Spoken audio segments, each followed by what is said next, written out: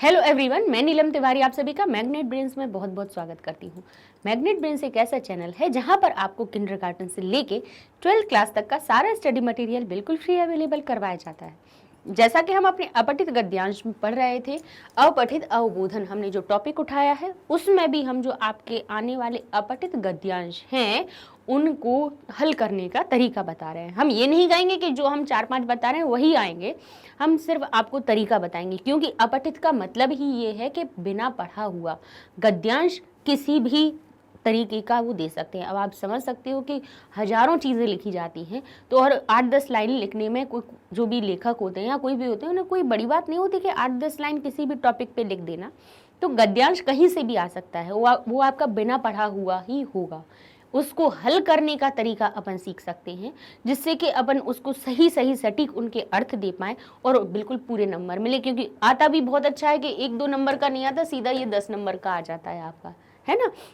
तो भाई इसको करना अपने लिए एक लाभकारी बात हो गई कि नहीं। इसको अपन सीख लेते हैं कैसे आते हैं। जैसे 1 पद के उत्तर आएंगे, 2 नंबर के आपके वो आ जाएंगे। फिर इसके बाद आपका पूर्ण वाक्य वाला आएगा, वो 4 नंबर के आपके वो आ जाएंगे। फिर आपके जो शीर्षक आएगा 2 नंबर का आपका शीर्षक रहेगा। और फिर इसके बाद जो भाष्य के कार्य रहेंगे 3-4 क्वेश्चन जो मल्टीपल चॉइस क्वेश्चन, वो आपके 2 नंबर के आ जाएंगे। इस तरह से सीधे हमें 10 मार्क्स मिल जाते हैं। कुछ भी नहीं करना है, पढ़ना करना क्या है, हमें सिर्फ एक चीज है कि आपको गद्यांश को पढ़ना है।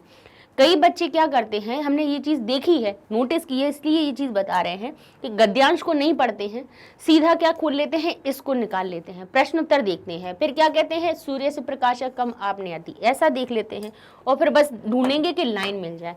लेकिन जरूरी नहीं है कि ये लाइन जो लिखी हुई है उसका उत्तर यहाँ हो सकता है उससे संबंधित उत्तर उसके पहले वाक्य में बता दिया गया हो। इसलिए हमें गद्यांश को पढ़ना और उसका अर्थ समझना बहुत जरूरी है। फिर इसके बाद प्रश्न उत्तर हल करने में आपको परेशानी नहीं होगी और दूसरी बात वो गलत भी नहीं होंगे।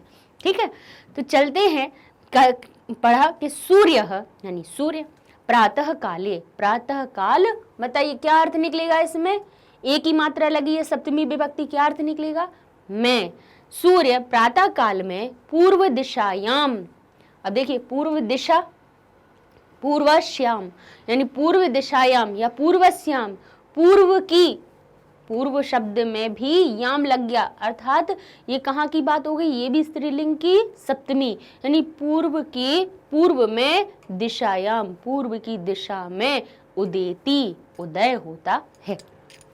प्रातः काले, प्रातः काल में सूर्य से प्रकाश, सूर्य का स्य लगा है, सूर्य में काकी के का अर्थ आ गया, सूर्य का प्रकाश अंधकारम, अंधकार को, अंधकार में मां लग गया, द्वितीय विभक्ति, को का अर्थ निकल आया कि प्रातः काल में सूर्य का प्रकाश अंधकार को अपनयति, नयति मतलब लाता है, और अप यानी हटा देता है, दूर ले जाता है ना, हटा देता है। नय का अर्थ होता है लाना और ले जाता है, अंधकार को हटा देता है।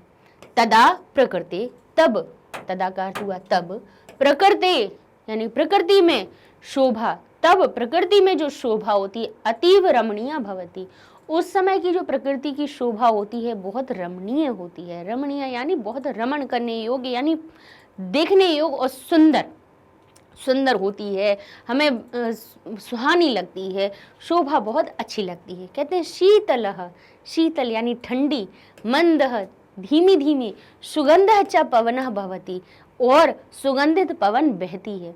ठीक है, क्योंकि उस समय क्या होता है, हमारा जो वातावरण है वो प्रदूषित नहीं होता है।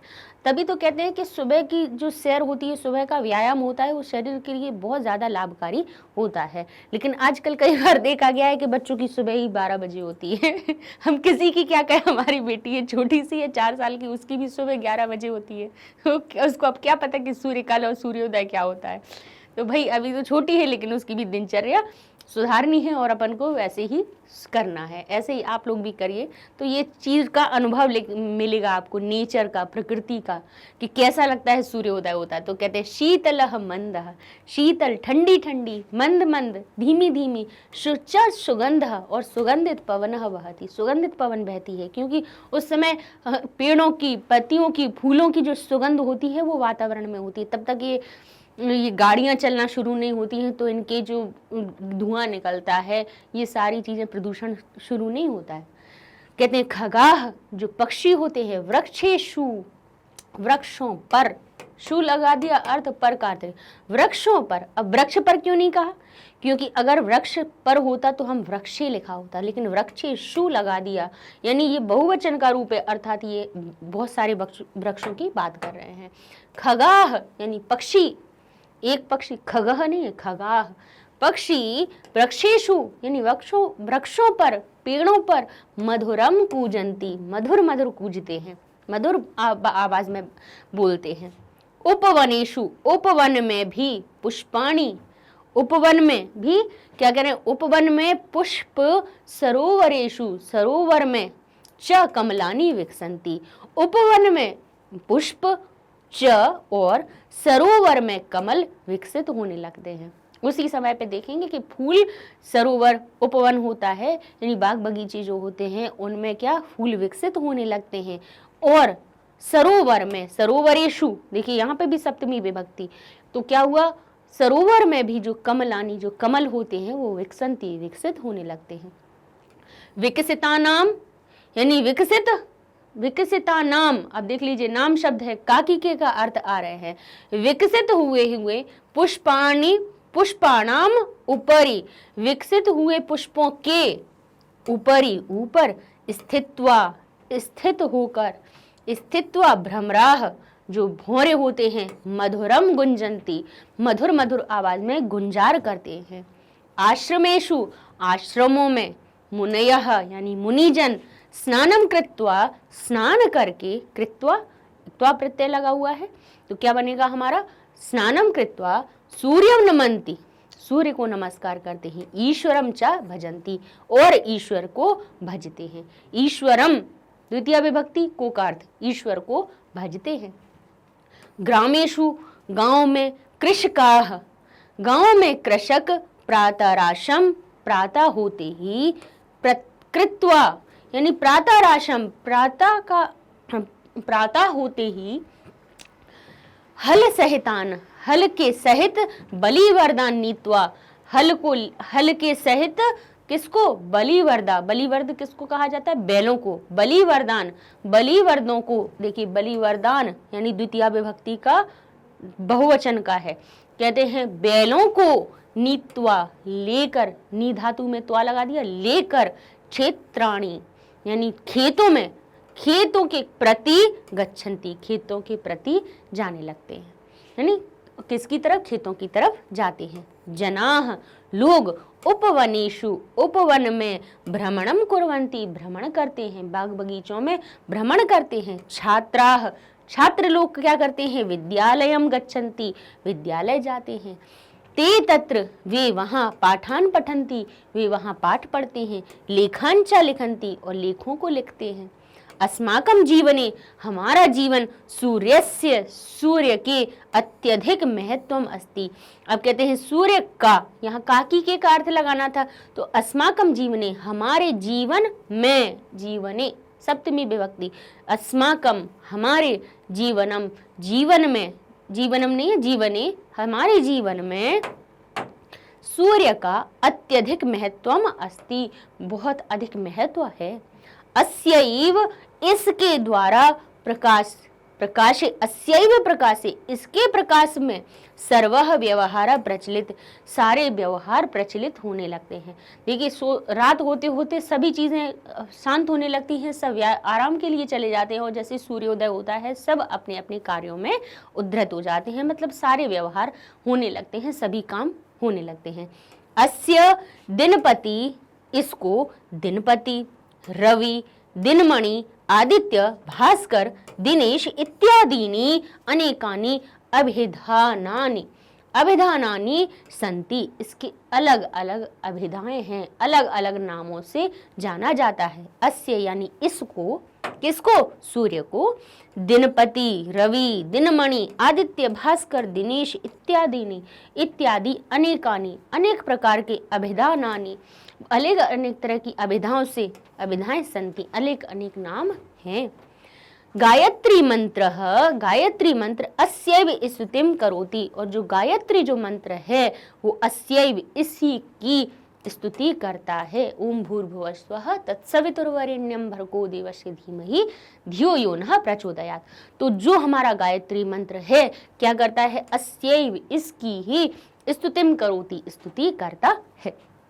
ठीक है, तो ये हमारा क्या हो गया, एक सूर्य के उदय से प्रातः काले सूर्य का हमारे जीवन में महत्व है ना। सूर्य के उदय होने से देखा कि कौन कौन सी क्रियाएं हमारी शुरू हो जाती हैं और क्या क्या परिवर्तन हमारे जीवन में होने लगते हैं, वो यहाँ पर बताया गया है। तो सबसे पहले आपको इस बताने के पहले कहेंगे, बताइए इसका शीर्षक क्या बनेगा, क्योंकि आपको पता है कि गद्यांश का शीर्षक तो पूछा ही जाएगा। बताइए इसका शीर्षक क्या बन सकता है। अब इसमें बताइए सबसे ज्यादा किसके बारे में बताया गया है, सूर्य महत्व, तो सूर्य का महत्व है ना। अब इसका सूर्य का महत्व कहाँ पर, तो हम लिख सकते हैं अस्माकं जीवने सूर्यस्य महत्वम।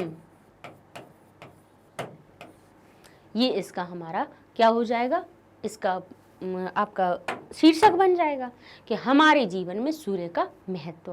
भाई जैसे ही आप पूरा आपने सार पढ़ लिया, इसमें सब सूर्य के प्रातः काल में सूर्य के उदय होने के साथ साथ में कौन से काम होने लगते हैं, क्या क्या होने लगता है, क्या क्या परिवर्तन होते हैं, वो सब बताया गया है। तो सबसे पहले गद्यांश पढ़ने के बाद शीर्षक अपने माइंड में बिठा के रखना है, क्योंकि वो शीर्षक आपसे पूछा जाएगा।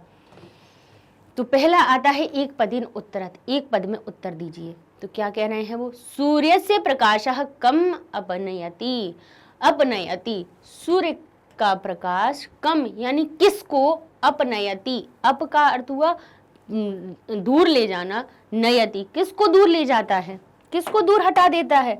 तो अपन देखेंगे क्या लिखा है, अंधकारम अपनयति, सूर्य से प्रकाश, सूर्य का प्रकाश अंधकारम अपनयति, अंधकार को अपनय करता है। तो हमारा पहला उत्तर क्या हो जाएगा, अंधकारम। ठीक है, अब आगे देख लेते हैं, लिखा है पुष्पाणाम उपरि, पुष्पाणाम यानी पुष्पों के ऊपर स्थित होकर के मधुरम गुंजती, के मधुरम गुंजती, के यानी कौन मधुर गुंजार करते हैं, पुष्पों के ऊपर। तो हमने क्या पढ़ा था, यहाँ पे लिखा था विकसितानाम पुष्पाणाम उपरि स्थित्वा भ्रमराः मधुरम गुंजती। तो हमारा सही उत्तर कौन हो जाएगा, भ्रमरा। अगर आपने इसको सही पढ़ लिया पहले गद्यांश को, तो प्रश्न देखते ही समझ लीजिएगा कि उसके उत्तर तो आपको वैसे ही दिख जाएंगे, अरे यहाँ पढ़ा था हमने। तो हमारा उत्तर सही क्या हो जाएगा, इसका अर्थ हो जाएगा के का अर्थ हुआ बहुत सारे, तो पूछेंगे के, तो हो जाएगा हमारा भ्रमराः। उत्तर क्या हो जाएगा, भ्रमराः। ठीक, फिर कहते हैं छात्राः कुत्र गच्छन्ति, छात्र कहाँ जाते हैं, तो कहाँ जाते हैं, विद्यालय जाते हैं। नींद आ रहा है याद, तो यहाँ से देख लीजिए कि छात्राः विद्यालयम गच्छन्ति। अब छात्राओ गच्छन्ति तो हमारा प्रश्न में लिखा है, तो उत्तर क्या हो जाएगा, विद्यालयम, विद्यालय को। तो आप लिख देंगे विद्यालयम गच्छन्ति। सिर्फ आपको एक वर्ड में लिखना है, एक पद में लिखना है। तो यहाँ पे क्या हो जाएगा हमारा, अंधकारम। यहाँ आपका हो जाएगा के मधुरम गुंजन्ति, तो यहाँ हो जाएगा भ्रमराः यानी भौरे। ठीक है, और यहाँ पर कुत्र गच्छन्ति, कहाँ जाते हैं, तो यहाँ हो जाएगा विद्यालयम, विद्यालयम। ठीक है, अगर यही अगर वाक्य में होते, एक पद में नहीं होते, एक वाक्य में होते, तो क्या करते, तो आप ये कम, के और कुत्र, इनके स्थान पे इन शब्दों को लिख देते और उत्तर वैसा का वैसा लिख देते। कैसे बनता, सूर्य से प्रकाशः अंधकारम अपनयति। फिर हो जाता पुष्पाणम उपरि स्थित्वा भ्रमराः मधुरम गुंजन्ति। फिर हो जाता छात्राः विद्यालयम गच्छन्ति। तो इस प्रकार से देख लीजिए, आप एक पद में भी उत्तर बना सकते हैं और एक वाक्य में भी बना सकते हैं। फिर कहते हैं प्रातः काले कृषका किम कुर्वन्ति, प्रातः काल में कृषक क्या करते हैं। तो क्या हो जाएगा इसका, हम लिखेंगे कृषकाः प्रातराशम क्या करते हैं, हल सहितान बलिवर्दान नीत्वा क्षेत्राणि प्रति गच्छन्ति। ठीक है, तो क्या यहाँ ग्रामेषु भी लिख सकते हैं कि गांव में कृषक प्रातराशम प्रातः के समय कृत्वा क्या कहते हैं, हल सहितम बलिवर्दान नीत्वा क्षेत्राणि प्रति गच्छन्ति, क्षेत्र के प्रति जाते हैं यानी खेतों की तरफ जाने लगते हैं। तो ये आपका ये पहला उत्तर हो जाएगा। ठीक है, मिल गया वहीं से, देखिए वहां पे भी लिखा कृषकाः मिल गया, और क्या कहते हैं, गच्छन्ति कहाँ जाते हैं या क्या करते हैं, तो बता दीजिए कि कृषकाः क्या क्या करते हैं। ठीक है, अब आगे देख लेते हैं और क्या प्रश्न पूछ रहे हैं वो। प्रातः काले कुत्र या कस्याम उदेति, सूर्य प्रातः काले कुत्र यानी कहाँ या कस्याम यानी किस दिशा में उदेति। तो अब आप क्या बताएंगे, प्रातः काल में सूर्य किस दिशा में उगता है, तो यहाँ पे क्या लिखा हुआ है हमारा, देख लीजिए। सबसे पहले यही लिखा है, सूर्य प्रातः काले पूर्वस्याम दिशायाम उदेति। सूर्य और उदेति दो चीजें तो दिख ही रही है ना, तो पूछ रहे हैं कि सूर्य कहाँ उदय होता है, तो बता देंगे आप प्रातः काल में पूर्वस्याम दिशायाम उदेति। ये आपका उत्तर हो जाएगा दूसरे का। आगे देख लेते हैं, मुनयः किम कुर्वन्ति, मुनि क्या करते हैं, तो भाई मुनि के लिए भी यहाँ लिखा है, क्या लिखा है, आश्रमेषु मुनयः, आश्रम में मुनि स्नानम कृत्वा सूर्यम नमन्ति ईश्वरम च भजन्ति। ये हो जाएगा, है ना। तो चलिए ये भी हो गया। ठीक है, आगे देखते हैं, पूछ सकते हैं कि किस प्रकार की हवा बहती है, तो आप कह देंगे कि शीतलः मंदः सुगंधः च पवनः बहति, है ना।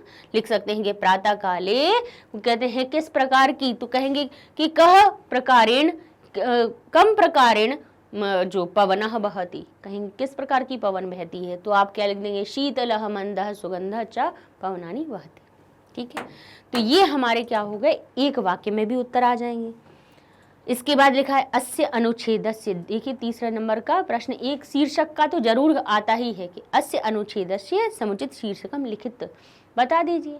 अस्माकं जीवनम, अस्माकं जीवने हमारे जीवन में सूर्यस्य महत्वम, तो ये हमारा क्या हो जाएगा, टॉपिक हो जाएगा इसका। आगे देख लेते हैं, सूर्यस्य विपर्याय पदम लिखम, सूर्य का पर्याय पद लिखो। बताओ, सूर्य का पर्याय पद लिखिए, पर्यायवाची जो सूर्य का सही अर्थ बता रहा हो। तो कौन कौन सी पढ़े थे हमने, रवि पढ़ा, दिनकर, दिवाकर, भास्कर, हिरण्यकर, बहुत सारे लिखे होते, दिनमणि, है ना। तो यहाँ क्या लिखा है, प्रकाश, सूर्य में से प्रकाश निकलता है, सूर्य की वो क्वालिटी है, सूर्य का नाम नहीं है। व्यवहार हुआ, पवन हवा हुई, तो रवि जो लिखा है इसका सही उत्तर हो जाएगा। सूर्य की रवि भी लिखा हो सकता था, भास्कर भी हो सकता, दिनमणि हो सकता, दिवाकर हो सकता था, हमारा हिरण्यगर्भ हो सकता था। ठीक है, तो ये सभी के हो गए, किसके लिए, रवि का, हमारे सूर्य के अर्थ हो गए।